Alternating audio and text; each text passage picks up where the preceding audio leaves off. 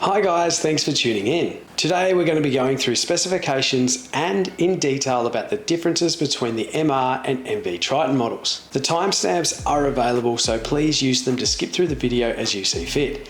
Let's get into it. Let's talk about the specifications of the new Gen MV Triton. Starting off with the engine, the most important part of any car, makes it go, go, go. So the engine itself is a 2.4 litre, which has actually been inherited from the 2.4 litre MR Triton and its predecessor, the MQ.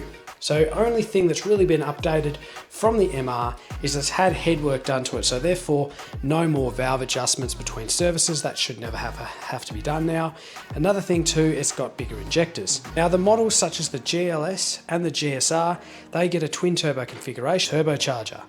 Final thing I wanted to add to the Triton's engine is just the observation of the intercooler hose. You can tell here that it has drastically increased in length, and it was a major weakness in the MR Triton and Pajero Sport models, as they did split quite frequently. So let's just hope that Mitsubishi have done their due diligence and have actually increased the durability of that intercooler hose to ensure that this model doesn't suffer the same fate. Onto the driveline now. The vehicle still retains a 6-speed transmission, which are the same ratios as the MR Triton. They've also got the same diff ratios as the MR and still have all the same equipment. Super Select comes standard in all models now, whereas the locking rear diff is reserved for the GLS and GSR.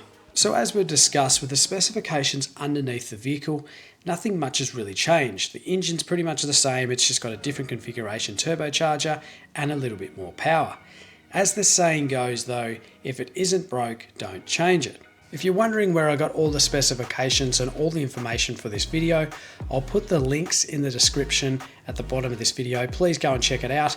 I'll have the description for the MR and the description for the MV Tritons in 2 separate links. You'll be able to see all of the specifications in there for yourself.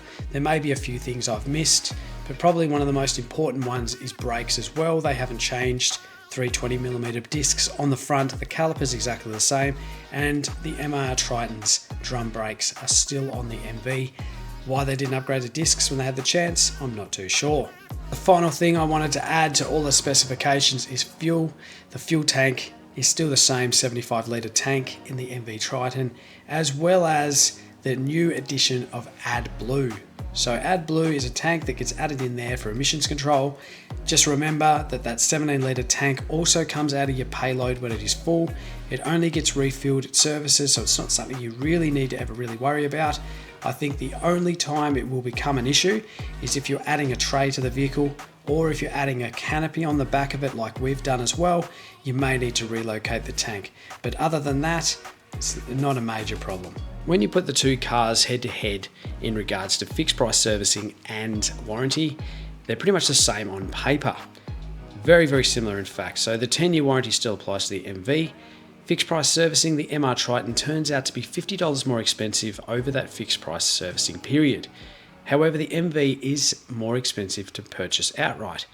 But how much does it actually cost? For the MV Triton now, you can only look at it online and then contact the local dealer for pricing.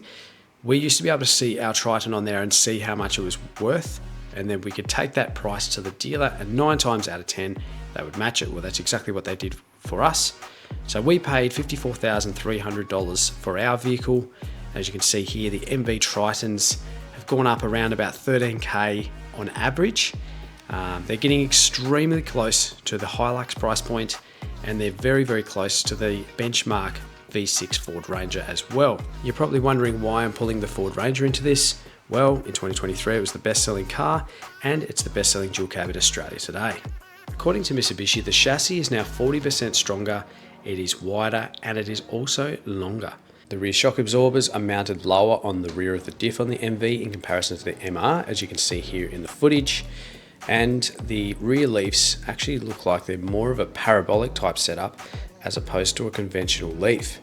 The front suspension has been updated to a high mounted control arm double wishbone configuration, so it should be an easier car to lift, and it makes the car feel more refined when turning, and it just feels more solid on the road. An electronic steering rack has been added instead of a hydraulic setup on the MR. This makes the feel of the vehicle's steering so much better, as there's limited feedback coming through. The vehicle also has a throttle control option. You've got an eco and a normal mode. The normal mode actually makes the car feel alive, whereas eco pretty much makes it feel what the MR Triton used to feel like, which is doughy and a tad lethargic off the line. How the car looks is a huge step forward.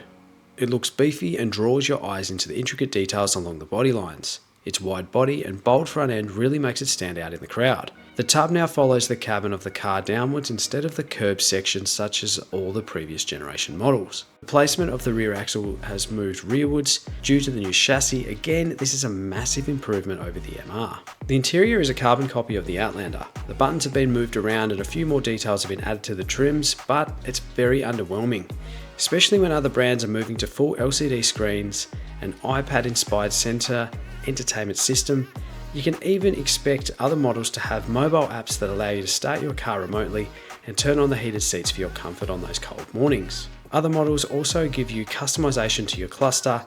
Don't get me wrong, it is definitely a step in the right direction, but it is just very outlandish, excuse the pun. The paddle shifts have been removed from the MV Triton. The vehicle does shift a lot better, but it still needs the paddles for off-road and hills. They are a massive convenience, and as this is an upgraded vehicle, it doesn't make sense to have them removed. You can always use the shifts on the floor, but again, it just feels like it's a step back. Another thing I noticed is the camera button for the front camera has been removed off the steering wheel and has now been placed on the head unit. This camera is really handy for off-road situations, especially when coming up over hills or dunes, and especially useful in tight car parks when you can't really see what's in front of you. Whilst on tests with the Mitsubishi Triton, we did notice that there was an issue with the driver monitor system. It does seem like it is a common fault, as we do see a lot of reports online about this issue. Mitsubishi have acknowledged the problem and they understand that it is an issue. They will be looking to fix it within the first service. It is a bit of an issue because when you're driving along and you are looking at the road, obviously you continuously have this issue going off every 3 minutes. On top of that, if you clear the code, it will just come back with a vengeance. And the other problem with it as well, even if you turn it off in the settings, as soon as the vehicle gets turned off and turned back on again, it is back. The MV is an upgrade over the MR. It's better to drive, it feels more stable on the road, and the refinements really add up to provide a better driving experience. If you were looking to buy a ute more for towing, then the MV would be the better choice over the MR. However, you can pick up an MR Triton for a really good price at the moment with low kilometers, anywhere between maybe $45,000–$50,000. If you wanted to build something similar to us, then you would even have change left over after building the car up to use for your lap around Australia. For us, if we were in the market right now, we would choose the V6 Next Gen Ranger, as the MV Triton is just so close to the price point that you would just be silly not to. Also, we find that the MV doesn't really have enough innovation to justify the massive price hike. But let us know what you guys think. MR, MV, or something completely different. Thank you so much for tuning in. If you've got any comments, please leave them below. We'd love to hear from you.